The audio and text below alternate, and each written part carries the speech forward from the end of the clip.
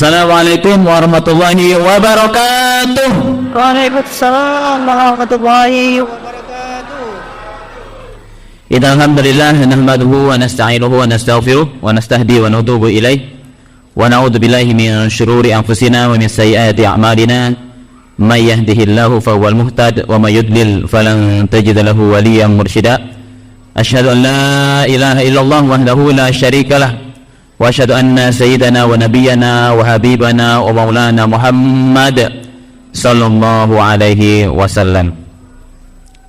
Alhamdulillah, bersyukur pada Allah, pagi hari ini kita berkumpul dalam acara peringatan Maulid Nabi. Mudah-mudahan ini adalah bukti cinta kita kepada Allah Subhanahu wa taala dan cinta kita kepada Rasulullah sallallahu alaihi wasallam.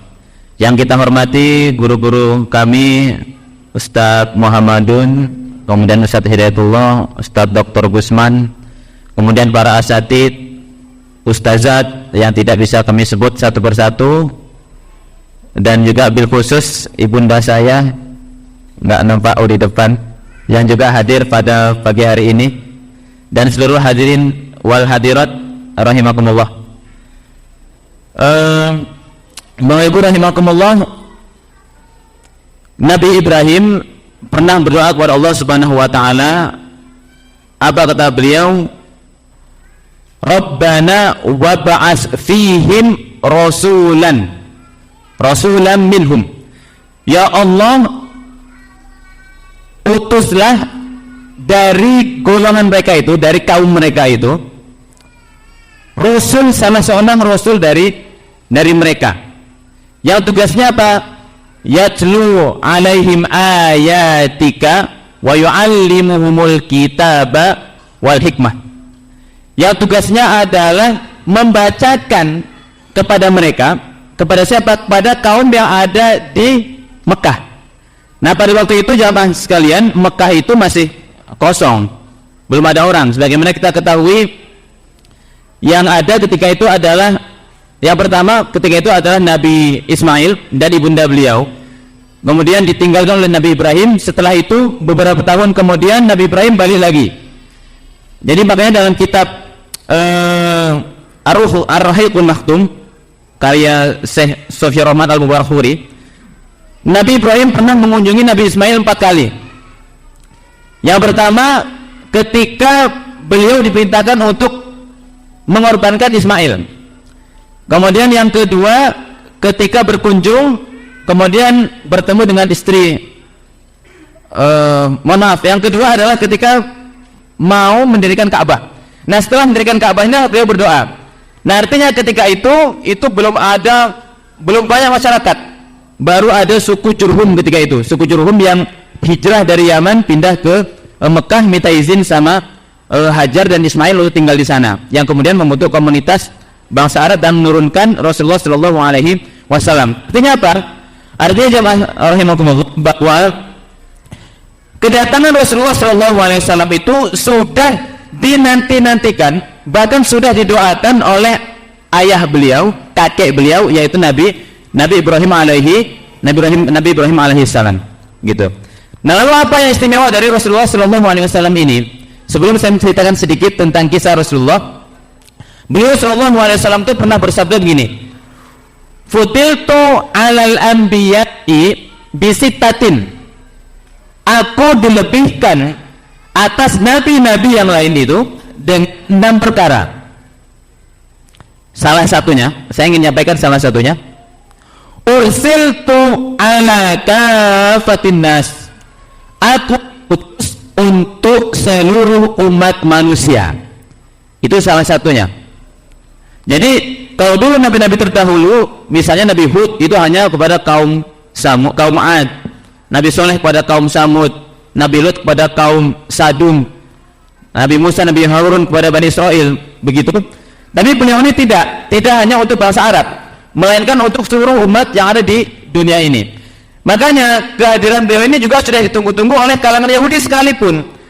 Makanya kalau kita melihat dalam lintasan sejarah, kenapa nanti kalau kita mempelajari sejarah ketika beliau Shallallahu Alaihi Wasallam itu hijrah ke Madinah, sudah banyak sekali komunitas Yahudi yang ada di situ. Karena mereka tahu dalam kitab mereka itu bahwa Nabi yang terakhir nanti akan hijrah di kota Madinah. Makanya Allah Subhanahu wa taala mengatakan dalam Al-Qur'an, ya'rifunahu kama ya'rifuna abna'ahum. Mereka orang-orang Yahudi itu tahu sebagaimana mereka mengenal anak-anak mereka. Makanya mereka melakukan kampanye, Bapak Ibu. Kampanye ke seluruh jazirah Arab bahwa akan ada nabi yang terakhir yang akan datang. Dan itu adalah nabi yang akan menyelamatkan kita. Makanya mereka itu hijrah di sekitaran kota Yathrib, kota Madinah ketika itu.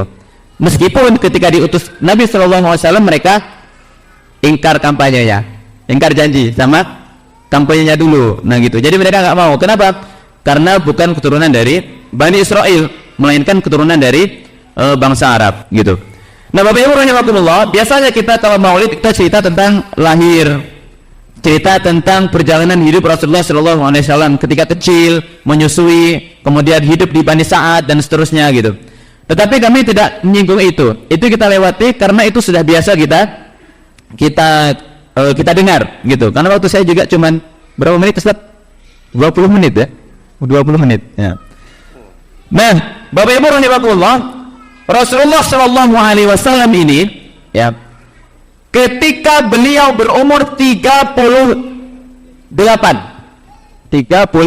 tahun, beliau melihat kondisi Mekah, dan Mekah itu adalah mewakili kondisi di dunia ketika itu. Karena kalau dalam kitab yang ditulis oleh Syekh Ros Qal-Ahji itu dikatakan bahwa dunia ketika itu memang dalam kondisi rusak. Bahkan ada dua peradaban besar seperti Persia dan Romawi itu pun dalam keadaan rusak. Contoh kerusakannya apa? Dalam bidang hukum misalnya, orang-orang yang asli Romawi itu punya keistimewaan hukum, sementara orang-orang di luar bangsa Romawi tidak punya keistimewaan hukum. Ustadz, memang Romawi itu menguasai di luar Romawi juga? Ya iya, karena mereka itu imperium besar atau kuasanya dari Eropa sampai ke Afrika, bahkan kadang-kadang sampai ke Yaman. Meskipun Yaman ini jadi rebutan antara Persia dan Romawi begitu. Artinya mereka juga menguasai bangsa Afrika termasuk bangsa Arab. Makanya nanti ada kerajaan Ghassan. Nah, kerajaan Ghassan itu orang Arab di daerah Syam, pemimpinnya orang Arab, gubernurnya orang Arab, tapi di bawah Romawi. Nah, cuman untuk orang-orang Arab ini punya didiskreditkan, nah seperti itu. Nah untuk orang-orang Romawi itu punya keistimewaan hukum. Begitu juga di Persia, mereka juga menguasai bangsa Arab, misalnya daerah Hiro. Daerah Hiro itu juga bangsa Arab. Ya juga di mata hukum mereka punya di level yang bawah. Nah orang-orang Persia itu di level yang atas, nah seperti itu. Nah begitu juga di Jazirah Arab, semua kemaksiatan itu dikerjakan. Makanya Rasulullah SAW itu merasa sedih. Beliau Abu Bakar itu orang yang tidak pernah terlibat dalam kemaksiatan itu, tidak pernah minum khamar, tidak pernah berjudi, tidak pernah menzalimi orang dan seterusnya. Nah di umur beliau ke-39 akhirnya beliau melakukan uzlah, menyepi di gua Hiro gitu. Kenapa? Karena beliau tidak tahu mau ngapain ini gitu. Masyarakatnya sudah rusak, sementara beliau tidak tahu harus memperbaikinya bagaimana. Bahkan berhala itu kita tahu sampai 360 berhala di Masjidil Haram. Nah lalu beliau di bulan Ramadan beliau menyepi, setiap hari diantarkan bekal oleh Ibunda Khadijah radhiyallahu anha. Naik turun gitu. Itu istri solehah, Pak. Mau, Pak? Mau ya? Mau, Bu? Naik turun gitu. Tapi di umur 39 ini nggak ada dapat apa-apa. Jadi di bulan itu sebulan penuh nggak dapat apa-apa. Akhirnya diulanginlah di tahun depan ketika beliau berumur 40. Nah di bulan Ramadan beliau setiap hari di gua Hiro menyepi karena pusing melihat kondisi kaumnya.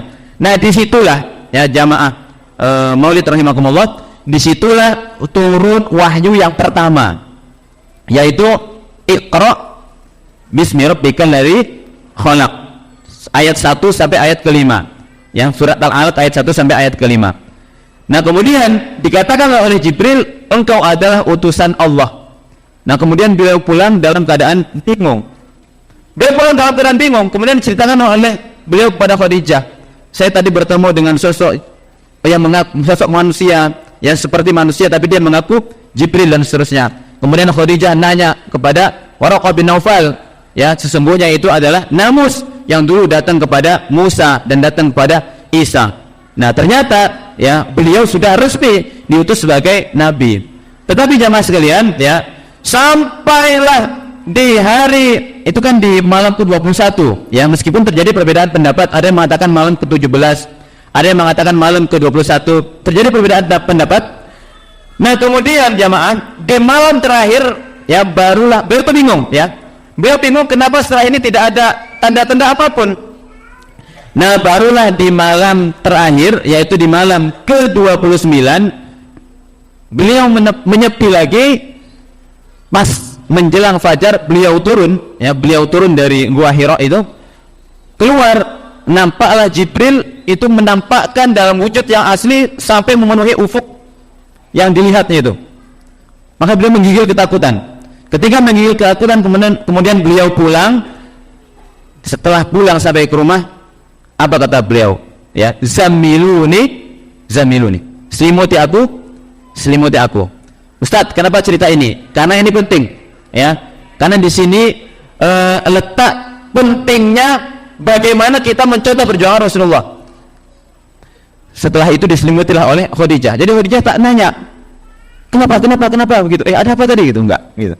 Jadi takut mengganggu suaminya. Ini kalau suaminya pulang kerja begitu, Ustaz. Jadi tak ditanya, apa itu? Dapat piti bara tadi gitu. Enggak itu dong, gitu. Enggak tanya begitu. Jadi apa? Ada yang senyum. Langsung diselimutin gitu, tak nanya-nanya apa-apa gitu. Nah, pas diselimuti itu turunlah surat Al-Muddatsir. Turun surat Al-Muddatsir. Ya kita baca bareng-bareng. Ya ayyuhal muddatsir. Wahai orang-orang yang berselimut. Qum fa'anzir. Bangunlah dan beri peringatan. Ini adalah perintah dakwah. Ternyata wahyu yang selama ini ditunggu-tunggu sudah hampir 10 hari enggak juga datang. Perintah selanjutnya datang adalah untuk dakwah. Qum fa'anzir. Terus warabbaka ya ayyuhal muddatsir qum fa'anzir warabbaka wasiyabaka fatahhir, ya. Dan pakaian kamu sucikanlah, gitu. Terus warujza fahjur wala tamnun laka tastaksir. Ini ya jamaah rahimakumullah, ayat ini memberikan pelajaran sama kita. Seolah Allah ingin mengatakan begini, ya, mengatakan begini.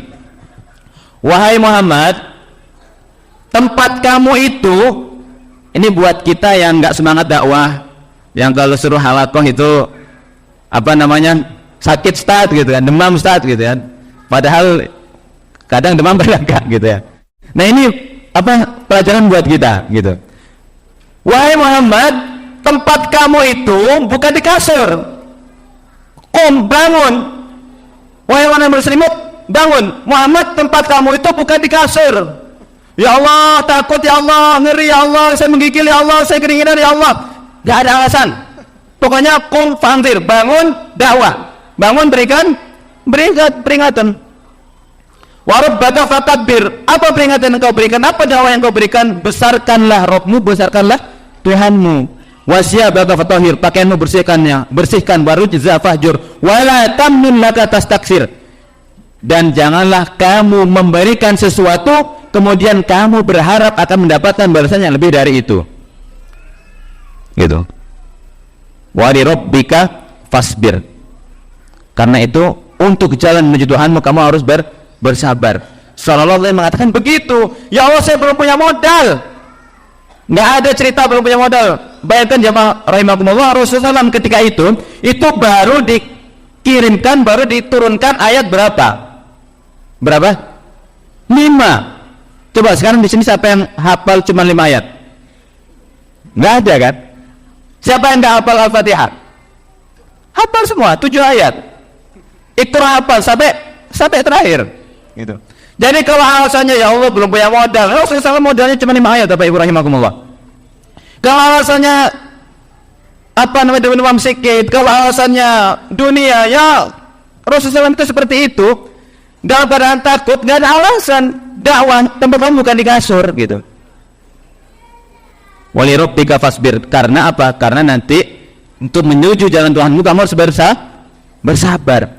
Nah, kemudian setelah itu beliau berdakwah, masuk Islamlah beberapa orang gitu. Pertama adalah Khadijah, kemudian Ali bin Abi Thalib, kemudian Abu Bakar. Kemudian Abu Bakar mengontak masuk Islamlah Utsman bin Affan, kemudian Abdurrahman bin Auf dan seterusnya. Nah, jadilah di situ ada beberapa orang yang masuk Islam. Nah, kemudian beliau membina para sahabat. Nah, dibentuklah halaqah, kelompok-kelompok kecil, ya, halaqah kecil. Halaqah yang pertama di rumah Arqam bin Abi Arqam, sampailah turun ayat fasda' bima tu'mar. Itu ayatnya bukan? Ya. Ayat wa anzir bukan itu.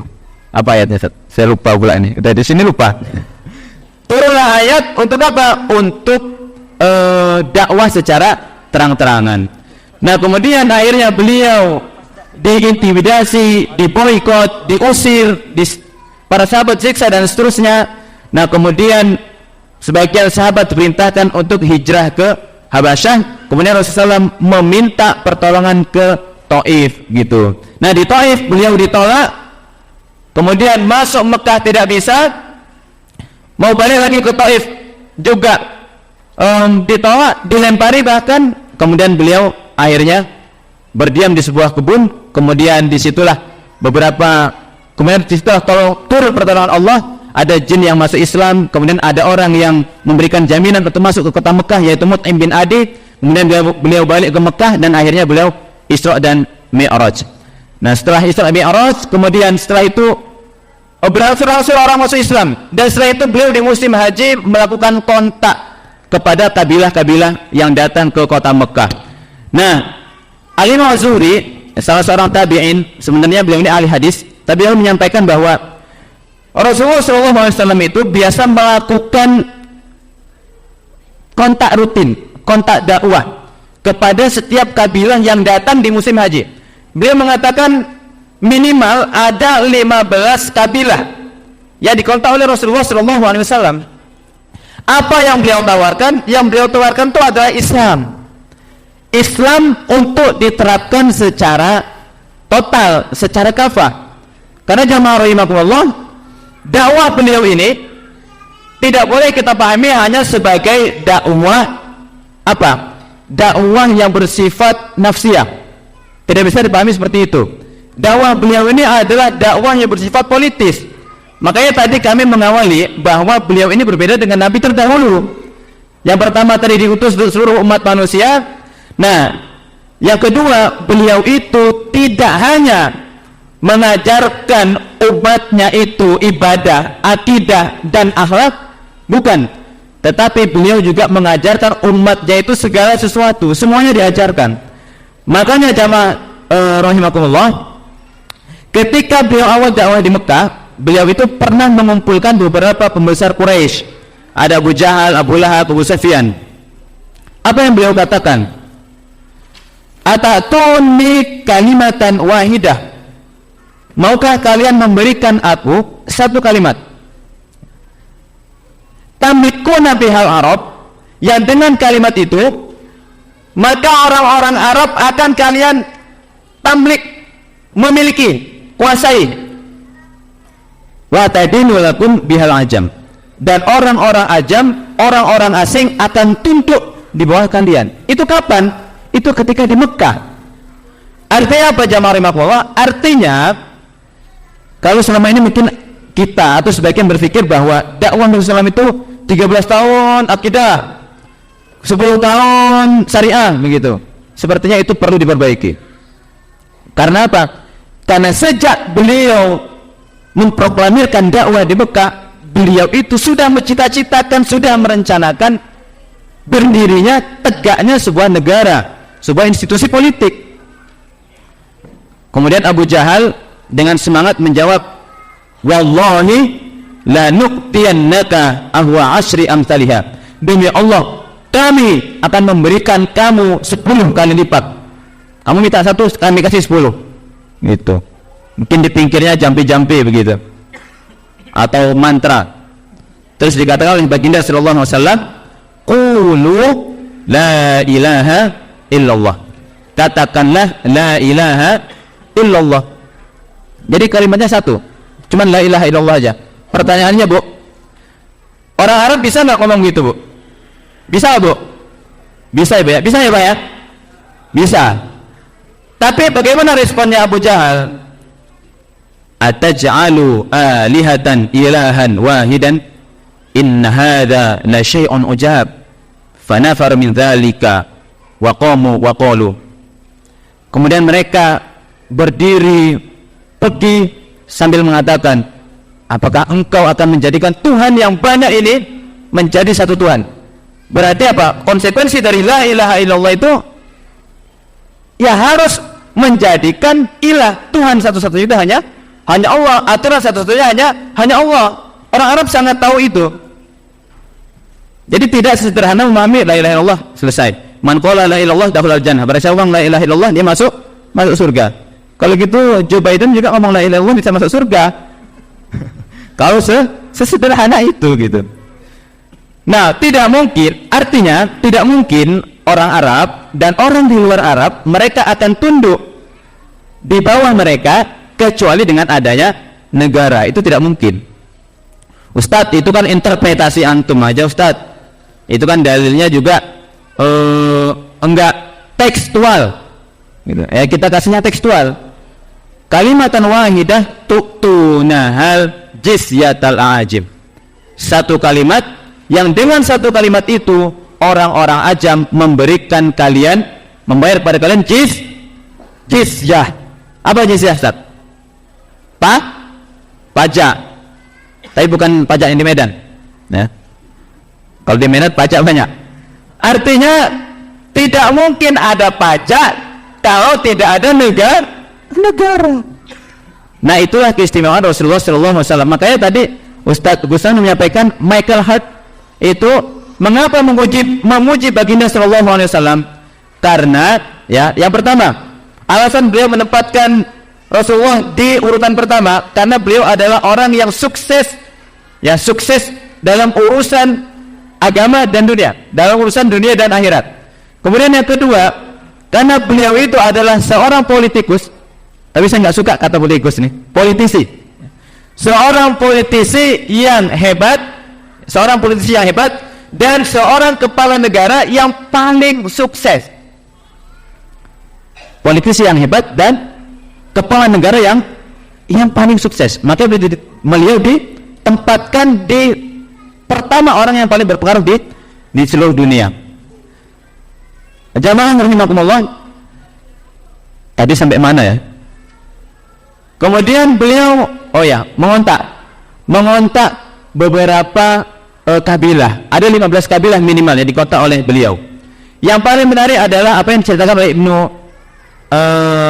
Ibnu Hisham dalam sirah beliau, ketika Rasulullah SAW itu berdialog dengan Bani Amir bin Sa'sa'ah. Apa kata kepala ini ya? Apa kata kepala suku Bani Amir ini?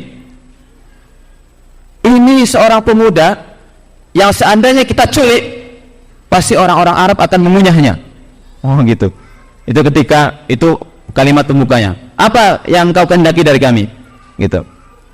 Terus beliau menyampaikan, menawarkan Islam, kemudian meminta mereka untuk mendukung dakwah beliau sallallahu alaihi wasallam.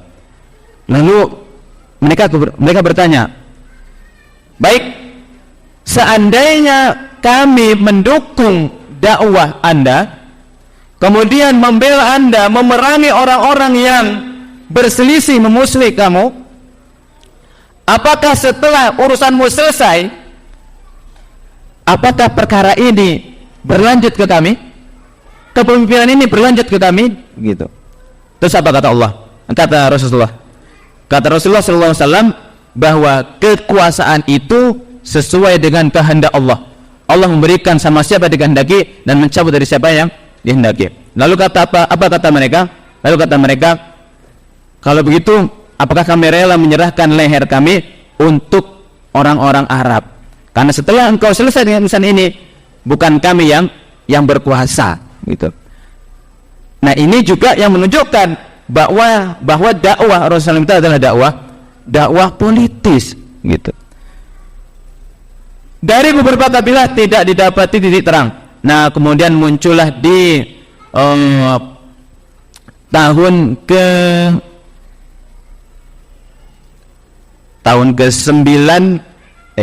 ke-12 dikurangin 2 10 tahun 9 atau 10 kenabian terjadilah baiat Aqabah yang pertama. Datang 12 orang dari Yasrib yang mendengar bahwa ada Nabi di kota Mekah, muncul di Mekah. Kemudian mereka ketika musim haji menemui beliau, yang kemudian berbaiat. Setelah baiat 12 orang ini pulang ke Yasrib, kemudian dititipkan satu orang namanya Mus'ab bin Umair. Nah, kemudian Mus'ab inilah yang menjadi juru dakwah Rasulullah SAW di Madinah, di Yasrib, yang kemudian sekitar 2 tahun, hampir 3 tahun beliau berada di Yasrib, berada di Madinah. Kemudian terjadilah baiat Aqabah yang kedua.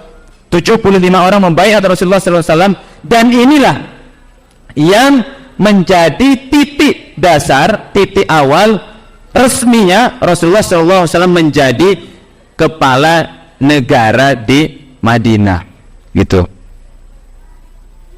Masih ada waktunya, Ustaz? Ya, 3 menit lagi, Ustaz. Oh, 3 menit lagi. Nah, menjadi kepala negara di Madinah, gitu. Kemudian beliau memimpin Madinah itu mengganti namanya dari Yasrib menjadi Thayyibah, ya, menjadi dalam hadis itu ada kata Thayyibah, ada kata Tibah, gitu. Jadi Madinah itu sebenarnya itu bukan nama, itu kota, gitu. Madinah kan artinya kota. Jadi kota Thayyibah atau kota Tibah. Nah, kemudian diterapkan syariat Islam di situ. Nah, kemudian beliau memimpin kaum muslimin, dan pertama kali apa yang beliau lakukan? Mempersaudarakan orang-orang Muhajirin dan orang-orang Ansor. Kenapa dipersaudarakan? Supaya terjadi ikatan yang kuat. Karena jamaah rahimakumullah, orang-orang Muhajirin itu pergi itu, kalau kata orang Jawa, kor modal dengkul tok, nggak bawa apa-apa, gitu. Modalnya cuman ya pergi, ya, karena mobilitasnya susah. Kalau bawa barang banyak-banyak nanti dikejar oleh kafir Quraisy. Maka dipersaudarakan, orang Muhajirin dan orang-orang Ansor dipersaudarakan. Kemudian orang-orang Ansor itu memberikan apa yang mereka punya. Kalau punya kebun 2 hektar, 1 hektar dikasih, gitu. Kalau punya rumah 2, yang 1 dikasih. Kalau punya istri 2, yang 1 dikasih juga, gitu. Kok ketawa? Tengok ini mana istriku yang menarik buat kamu, nanti saya ceraikan, kasih, gitu. Makanya dalam Al-Quran itu Allah memuji orang-orang Ansor itu apa? Ya, yang tidak ada rasa iri sedikit pun terhadap saudara mereka. Walau kana bihim khususah, walaupun yang mereka kasih itu adalah sesuatu yang spesial buat mereka, gitu. Nah, disitulah terjadi persaudaraan yang kuat antara orang-orang Muhajirin dan orang Ansor. Nah, kemudian ya beliau berpikir bahwa meskipun di Islam sudah tegak di Madinah, beliau masih punya ancaman. Ancamannya siapa? Yang paling utama adalah kafir Quraisy itu. Ini sedikit lagi saja. Ya, yang paling utama adalah Quraisy. Maka beliau akhirnya membuat ekspedisi untuk apa? Untuk menakut-nakuti Quraisy.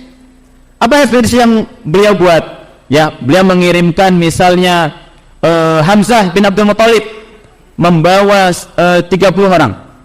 Membawa 30 orang pasukan Muhajirin. Nah, kemudian diutus juga yang kedua itu Abdullah bin Jahash.